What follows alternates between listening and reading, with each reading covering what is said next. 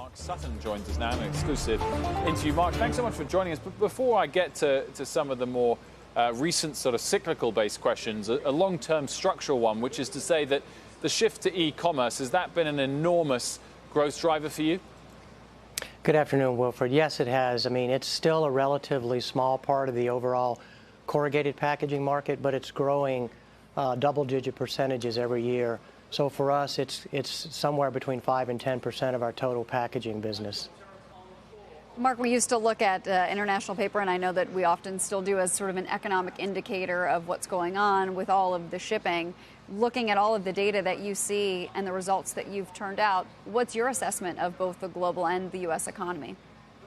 Hi, Courtney. I think the U.S. economy, the GDP number that just came out at about 1.9%, seems to be about what we see in our packaging business. Corrugated packaging tracks just below GDP, so our U.S. demand is still pretty strong. Globally, though, there's some choppy water. We export about 28% of what we make in the U.S.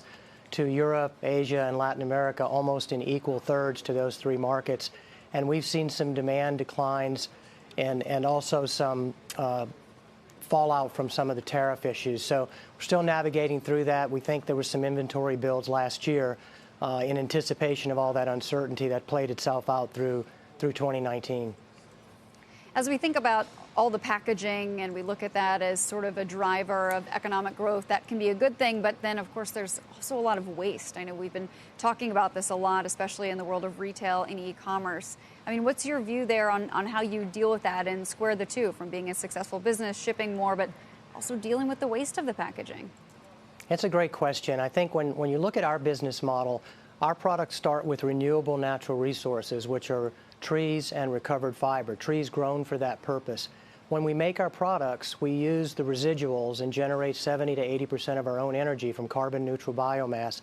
And then many of our products at the end of their life, for example, the e-commerce type of product, the corrugated package, is actually recycled at about 92% back into the stream.